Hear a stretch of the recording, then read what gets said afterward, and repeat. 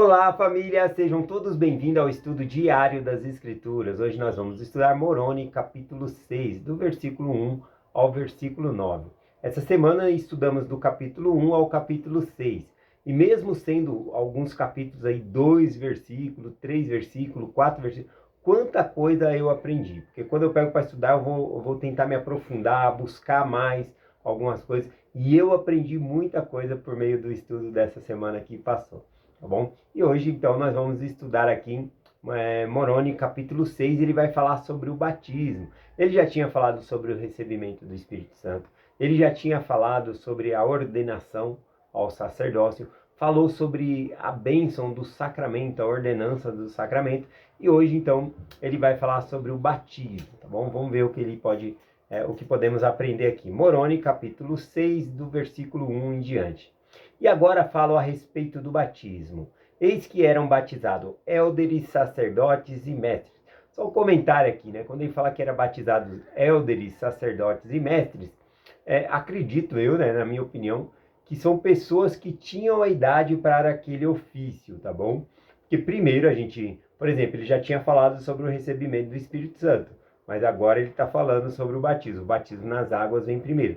Porém, aqui quando ele fala que eram batizados élderes, mestres, sacerdotes, não significa que as pessoas já tinham esse ofício, porque o que acontece?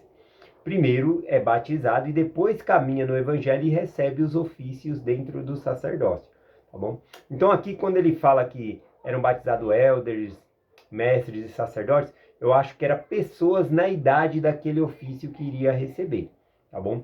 Por exemplo, né, na nossa reunião do Conselho da ALA, quando os missionários trazem ali e falam sobre uma família que está com potencial para ser batizado, e aí eles falam quem tem na família. E aí eles falam, nós temos lá uma mulher da Sociedade de Socorro, nós temos também o homem, que é um elder, e temos também, eles têm um filho na idade de sacerdote. Então eu acho que quando fala aqui que batizavam sacerdotes, elders, eu acredito que seja a idade que eles tinham e é a maneira que nós falamos também, né?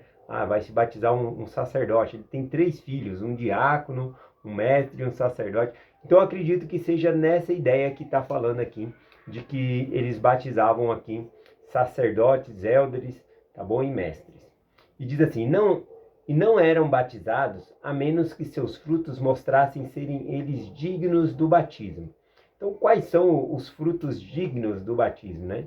Aqui o próprio Moroni vai explicar o que era requerido para a pessoa ser batizada. Bom, para nós também, atualmente é requerido, tá bom? É ensinado as mensagens missionárias. Nas mensagens ensina qual os mandamentos, né? Nós devemos guardar todos, mas ensina sobre a palavra de sabedoria, ensina sobre não beber álcool, várias coisas, tá bom? A viver a lei do dízimo. Então é ensinado os mandamentos. Quando a pessoa está sendo batizada, ela está concordando em viver aqueles mandamentos. E antes do batismo também há uma entrevista, tá bom? Para ajudar a pessoa ali e ver se ela entendeu o que foi ensinado e também ela entender que ela está fazendo um compromisso com Deus. Então só depois dessa entrevista que é marcado ali o batismo, tá bom? Então aqui diz, né, que eles não eram batizados a menos que se mostrassem dignos do batismo. E aí diz, nem recebiam pessoa alguma para o batismo, a menos que se apresentasse com um coração quebrantado e um espírito contrito e testificassem à igreja que verdadeiramente haviam se arrependido de todos os seus pecados. E ninguém era recebido para o batismo, a menos que tomasse sobre si o nome de Cristo com a firme resolução de segui-lo, ou seja, de servi-lo até o fim. Então, o requisito para o batismo aqui era a pessoa que tinha a firme resolução de seguir, né, de servir ao Senhor. Né? Acredito que esse é o propósito principal. Nós estamos batizando com o propósito de servir, tá bom? E aqui no caso, obedecer os mandamentos de Deus. Então a pessoa está ciente aqui do compromisso, como eu falei aqui no começo, sobre as entrevistas antes do batismo, que é ensinado.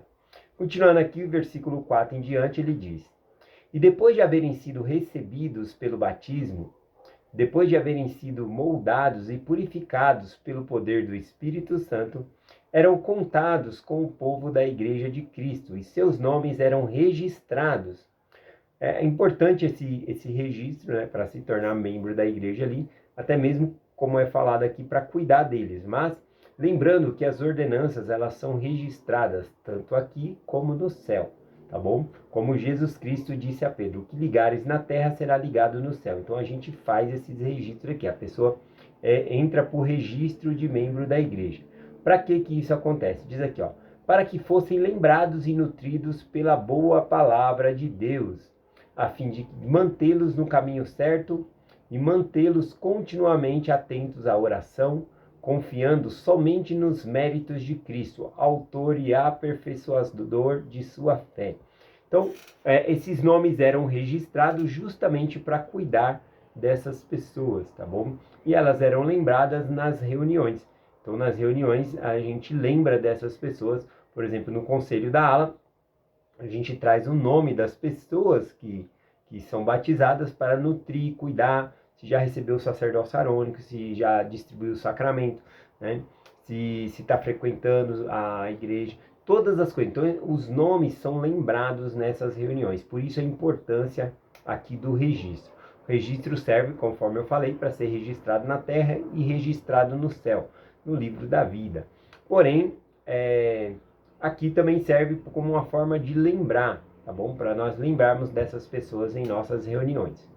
Continuando aqui, a igreja reunia-se frequentemente para jejuar e orar e falar a respeito do bem-estar de suas almas. Aqui novamente eu lembro, né, do conselho da ala. A gente realmente se reúne com o propósito de tratar do bem-estar das almas dos membros. E reuniam-se frequentemente para partilhar o pão e lembrança do corpo de Jesus. E eram muito cuidadosos para que não houvesse iniquidade entre eles. E todos os que eram descobertos praticando iniquidades eram acusados perante os eldres por 3 testemunhas da igreja.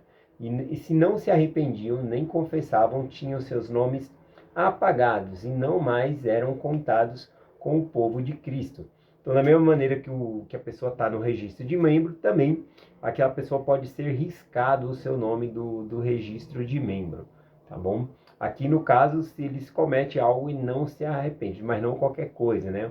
Pecados graves ali, então, e a pessoa não quer mais, então o nome é retirado. Algo interessante aqui, que novamente, né, ele fala que a igreja se reunia para jejuar e orar frequentemente. E também para, aqui no versículo 6, para partilhar o pão e o vinho em lembrança do corpo e o sangue de Jesus Cristo. Então, frequentemente nós fazemos isso, todos os domingos partilhamos aí do sacramento. Versículo 8 e o 9, para finalizar aqui. O versículo 8 diz: sempre, porém, que se arrependiam e pediam perdão, com verdadeiro intento eram perdoados, né? E eram recebidos de novo ali na igreja. Independente ali da pessoa ter feito algo errado, se ela se arrependeu e quer voltar para a igreja, as portas estão abertas aqui. Versículo 9, finalizando aqui a mensagem de hoje, diz: e suas reuniões eram dirigidas pela igreja, segundo as manifestações do Espírito e do poder do Espírito Santo. Porque se o poder do Espírito Santo os levava a pregar, ou a exortar, ou a orar, ou a suplicar, ou a cantar, assim faziam. Então olha só o formato, né, da reunião deles. O formato de nossa reunião, ela está padronizada, tá bom? Então a gente já sabe o que vai acontecer. Tem o hino de abertura, né? Tem uma ata seguindo o hino de abertura, às vezes um prelúdio, ou um coral cantando. Então tem uma ata ali. Depois tem a oração, depois da oração novamente um hino, né? Um hino que demarca ali o sacramento para fazer o sacramento. Tem a hora dos anúncios. Então, depois do sacramento, é falado ali sobre os oradores, né? Quem vai ser os oradores, ele vai lá, normalmente 2 ou 3 oradores vão falar que são dentre a congregação mesmo, tá bom? E aí, então, depois tem um hino intermediário entre os oradores e o hino final, né? E a oração. Então, normalmente nós temos já padronizado as reuniões da igreja. Mas aqui, né, parece que não havia esse padrão que nós temos hoje. Aqui, por exemplo, falou que a reunião deles era conduzida pelo Espírito. E se eles sentissem que deveriam pregar, eles pregavam. Se sentiam que deveria exortar, ou seja, chamar a atenção, chamar ao arrependimento ali, assim eles faziam. Se era momento, se eles sentiam, agora nós vamos orar, e eles paravam ali e começavam a orar, cantavam louvor. Então eles seguiam um padrão de uma reunião guiada pelo Espírito, tá bom? Então o que eles sentissem ali, eles iam e faziam. Isso não significa que quando nós padronizamos, né, a reunião, ela não está sendo guiada pelo Espírito. Claro que está. A pessoa que se preparou para dar o discurso, ela vem por meio do Espírito compartilhar aquele testemunho com a gente, aquele discurso. E assim nós temos. Então, a forma que nós temos de uma ata já organizada, é bom que padroniza, né, para que cada um não faça de um jeito, mas sim, ela é guiada por meio do Espírito, tá bom? E às vezes o bispo, no meio da reunião, ele quer dizer algo, ele se levanta, ele comenta, tá bom? Então isso acontece às vezes na minha ala também. Então,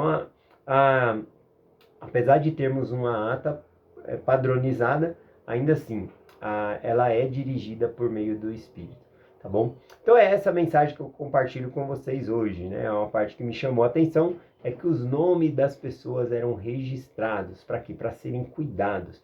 Então nós temos esses registros das famílias, das pessoas que se batizaram para cuidar dessas pessoas. E é nossa responsabilidade, como ele falou, esses nomes eram registrados para que fossem nutridos. Então nós devemos nutrir, cuidar uns dos outros aqui, tá bom? E é essa mensagem que eu compartilho com vocês, em nome de Jesus Cristo. Amém. Até amanhã.